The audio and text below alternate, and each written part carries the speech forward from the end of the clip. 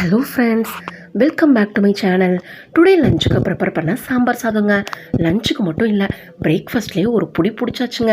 மீதி இருந்தால் நைட்டு வர டின்னருக்கு எங்கள் அம்மாவை நான் எடுத்து வைக்க சொல்லியிருக்கேன். உண்மையிலே டேஸ்ட் வேறு லெவலுங்க. எனக்கு சாம்பார் சாதம்னா ரொம்ப பிடிக்குங்க. உங்களுக்கும் சாம்பார் சாதம் ரொம்ப பிடிக்கும் அப்படின்னா மறக்காமல் கமெண்ட்டில் சொல்லிவிட்டு ஸ்கிப் பண்ணாமல் இந்த வீடியோவை பாருங்கள். சாம்பார் சாதம் எப்படி செய்கிறதுன்னு பார்க்கலாம் வாங்க. அதுக்கு ஃபஸ்ட்டு அடுப்பில் வந்து குக்கர் வச்சுட்டு நாங்கள் அரிசியும் பருப்பும் சேர்ந்து ஒரு கிளாஸ் எடுத்துக்கிட்டோங்க. அப்புறமா நம்ம வெட்டி வச்சிருக்க காய்கறி எல்லாம் ஆட் பண்ணிக்கலாம். எங்கள் வீட்டில் முருங்கைக்காய், கேரட், பீன்ஸு இது தாங்க இருந்தது. வெங்காயம் வந்து நம்ம தேவையான அளவு பார்த்து போட்டுக்கிட்டோங்க. இதில் நாங்கள் சாம்பார் சாத பொடி, மஞ்சள் பொடி மட்டும்தாங்க ஆட் பண்ணோம், வேறு எதுவும் ஆட் பண்ணல. குக்கர் போடும்போது என்ன பண்ணுங்க அப்படின்னா உப்பு ஆட் பண்ணாதீங்க, ஒரு சில நேரம் பருப்பு வந்து வேகாதுங்க. அப்புறமா நாங்கள் ஒரு கிளாஸ் அரிசிக்கு 3 கிளாஸ் வாட்டர் ஆட் பண்ணிக்கிட்டோங்க.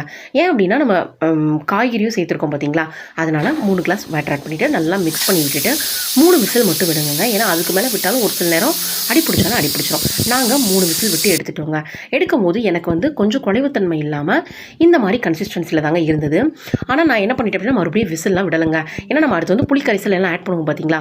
ஆமாம், நான் எடுத்து வச்சுருந்தேன் புளிக்கரைசலை ஆட் பண்ணிவிட்டு தேவையான அளவு உப்பு ஆட் பண்ணிக்கிட்டேங்க. ஆட் பண்ணிவிட்டு இனிமேல் கொஞ்சம் நேரம் நம்ம கொதிக்க விட்டு கிண்டி விட்டோம் அப்படின்னா நமக்கு வந்து அந்த மசிஞ்சு கொடுத்த தன்மை வந்துருங்க.